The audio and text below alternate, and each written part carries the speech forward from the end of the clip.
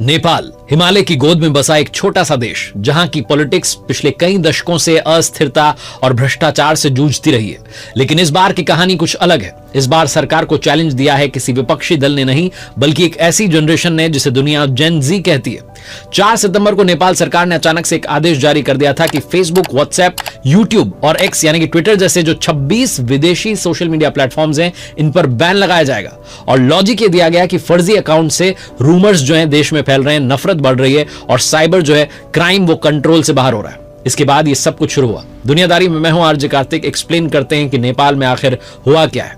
असली वजह कुछ और बताई जा रही है। सरकार ने इन कंपनी से कहा था कि नेपाल में रजिस्ट्रेशन कराएं, लोकल ऑफिसेज खोलें, कंटेंट मॉडरेशन के लिए ऑफिसर अपॉइंट करें और जरूरत पड़ने पर यूजर जो डेटा है वो सरकार के साथ साझा करें। लेकिन इन कंपनीज ने वहां ऐसा करने से मना कर दिया। नेपाल का यूजर बेस बड़ा छोटा है, खर्चा बड़ा है, इसलिए अमेरिकी कंपनीज ने इन शर्तों को मानने से इनकार कर दिया। 3 सितंबर तक रजिस्ट्रेशन नहीं हुआ और 4 सितंबर को यह बैन वाली बात आ गई। कंपनीज ने जो 3 सितंबर तक रजिस्ट्रेशन का आदेश दिया गया था उसको फॉलो नहीं किया, उसकी परवाह नहीं की और अगले ही दिन नेपाल में फेसबुक, इंस्टाग्राम, यूट्यूब और एक्स की जो स्क्रीन हैं वो ब्लैक हो गई। जेन जी का गुस्सा असली क्यों भड़का, आइए आपको बताते हैं। जेन जी एक ऐसी जनरेशन जो इंटरनेट के साथ आगे बढ़ी है, सोशल मीडिया पर पली बढ़ी है और उसी पर अपनी पहचान बनाई है। उनके लिए सोशल मीडिया सिर्फ एंटरटेनमेंट नहीं बल्कि अभिव्यक्ति की आजादी, संवाद और पहचान का प्लेटफॉर्म है। जब यह छीन लिया गया तो सीधे उनके दिल पर चोट पहुंची। स्कूल के बच्चों ने अपनी यूनिफॉर्म पहनी, किताबें और बैग उठाए और सड़कों पर उतर आए। कॉलेज के स्टूडेंट्स ने हाथ से लिखे पोस्टर बनाए और नारे लगाए। यह कोई पॉलिटिकल पार्टी का आंदोलन नहीं था, यह युवाओं का विद्रोह था। एनजीओ हामी नेपाल ने इसे और संगठित कर दिया। इंस्टाग्राम पर यह मैसेजेस फैलाए गए कि स्कूल ड्रेस पहन करके आओ, किताबें लेकर के आओ, ताकि यह साफ दिखे कि यह युवाओं का आंदोलन है, ना कि दलों का। एक और इस आंदोलन का एंगल है, वो है नेपो बेबी एंगल। पिछले कई महीनों से नेपाल के सोशल मीडिया पर पॉलिटिशियंस और उनकी फैमिली की आलीशान लाइफस्टाइल की वीडियोस जो हैं वायरल हो रही थी। महंगी कार्स में सवार, ब्रांडेड कपड़े पहने, विदेशों में पढ़ते नेताओं के बेटे। इन्हें यूजर्स ने नाम दिया नेपो किड्स या नेपो बेबीज। प्रधानमंत्री, पूर्व प्रधानमंत्री के जो परिवार थे वो खास निशाने पर थे। एक तरफ तो इस देश की प्रति व्यक्ति आय केवल $1300 है, बेरोजगारी चरम पर है और दूसरी ओर जो सत्ता में बैठे परिवार हैं वो ऐशो आराम में डूबे। यही असमानता युवाओं के गुस्से को इतने चरम तक पहुंचा गई। सरकार ने सोचा था कि सोशल मीडिया बैन से आग बुझ जाएगी, लेकिन यह डिसीजन उल्टा पड़ा। युवाओं को लगा कि उनकी आवाज और सच्चाई को दबाने की कोशिश हो रही है। अब सवाल उठता है कि टिकटॉक वहां बैन क्यों नहीं हुआ? जब अमेरिकन कंपनीज बैन हुई तब टिकटॉक बच गया। इसका रीजन यह है कि टिकटॉक ने एनटीए, जो नेपाल दूरसंचार प्राधिकरण है, वहां रजिस्ट्रेशन करा लिया था। क्रिटिक्स का कहना है कि नेपाल सरकार ने जानबूझकर टिकटॉक को छूट दी, क्योंकि वो चाइना के दबाव और इन्वेस्टमेंट पर डिपेंडेंट है।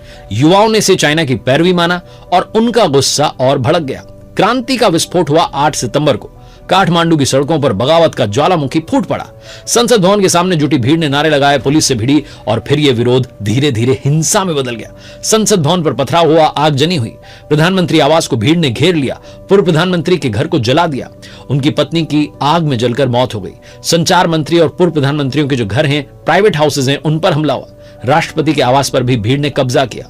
सबसे बड़ा दृश्य तब दिखा जब वहां के प्रधानमंत्री केपी ओली रिजाइन देकर हेलीकॉप्टर से भागते हुए कैमरों में कैद हो गए। अब सवाल यह उठता है कि ऐसा ही हमारे पड़ोसी देशों में क्यों हो रहा है? ऐसा हूबहू बांग्लादेश में 2024 में हुआ जब वहां जुलाई क्रांति आई और श्रीलंका में हुआ 2022 के अरागलिया आंदोलन में। नेपाल की बात करें तो वहां की पॉलिटिक्स जो है वो दशकों से अस्थिर रही है। 1990 के दशक से राजशाही, फिर संवैधानिक राजशाही, फिर लोकतंत्र, लेकिन वहां का करप्शन कभी खत्म नहीं हुआ। ओली प्रचंड और देउबा जैसे जो बुजुर्ग नेता हैं वो बारी बारी से सत्ता में आते रहे। यंगस्टर्स को मौका नहीं मिला। जनता का गुस्सा सालों से पकता चला जा रहा था और सोशल मीडिया ने बस चिंगारी का काम किया। अब सवाल उठता है कि आगे क्या होगा? नेपाल की जो संसद है वहां किसी भी पार्टी के पास साफ बहुमत नहीं है। ऐसे में 3 पॉसिबिलिटीज हैं। पहली, इंटरिम गवर्नमेंट बने। दूसरी, नया इलेक्शन हो। या फिर तीसरी, सेना जो है, फौज जो है वो सत्ता संभाले। अब इस जमाने की बात करें तो 2 युवाओं के नाम जो हैं तेजी से उभर कर आ रहे हैं। पहले हैं रवि लामिछाने, 50 साल के, जो टीवी एंकर से नेता बने, जो सोशल मीडिया पर बड़े पॉपुलर हैं। दूसरे हैं बालेन शाह, 35 साल के, काठमांडू के मेयर हैं और रैपर से पॉलिटिशियन बने, जो इस आंदोलन का खुल करके समर्थन कर रहे हैं। अगर मैं बात करूं तो ये पैटर्न जो है ये नया नहीं है। साउथ एशिया में यही पैटर्न देखने को मिला है। नेपाल का जो आंदोलन है वो कोई इकलौती घटना नहीं है, ये साउथ एशिया में उभरती नई लहर का हिस्सा है। 2022 में श्रीलंका में आर्थिक संकट और करप्शन ने राजपक्षे परिवार की सत्ता गिरा दी थी। 2024 में बांग्लादेश में जुलाई क्रांति ने शेख हसीना को सत्ता से बाहर कर दिया था और 2025 में अब नेपाल में सोशल मीडिया बैन ने सरकार वहां पर पलट दी है, तख्ता पलट दिया है। तीनों जगह पर कॉमन बातें निकल निकल के आती हैं बेरोजगारी, महंगाई, करप्शन और बुजुर्ग नेताओं के हाथ में सत्ता। और हर जगह युवाओं में वो जो आक्रोश है वो दिखाई दिया है, हर जगह युवाओं ने मोर्चा संभाला है। अब एक्सपर्ट्स की बात करें तो एक्सपर्ट्स कहते हैं कि नेपाल में जो कुछ हुआ उसके पीछे अमेरिकन लॉबी का हाथ हो सकता है, क्योंकि ओली हाल ही में चाइना की यात्रा से लौटे थे और बैन का ऑर्डर उसी के बाद आया। अमेरिकी कंपनीज को बैन करना, लेकिन चाइनीज ऐप टिकटॉक को बचाना यह अमेरिका के खिलाफ जो है कदम माना गया। हालांकि कुछ एक्सपर्ट्स ये भी कहते हैं कि विदेशी ताकतें तभी दखल दे पाती हैं, तभी इंटरफेयर कर पाती हैं जब अंदरूनी जो असंतोष है वो चरम पर पहुंच जाए। असली कारण करप्शन और जनता का गुस्सा ही है। ये नेपाल का जेनजी आंदोलन है, एक ऐसी क्रांति है, एक ऐसा आंदोलन है, हालांकि एक हिंसक आंदोलन हमेशा ये कहा जाएगा, जिसमें यह बता दिया गया नई पीढ़ी के द्वारा कि हम सिर्फ टिकटॉक, इंस्टा तक नहीं है। अगर हमारी आवाज दबाई गई तो हम पीछे नहीं हटेंगे।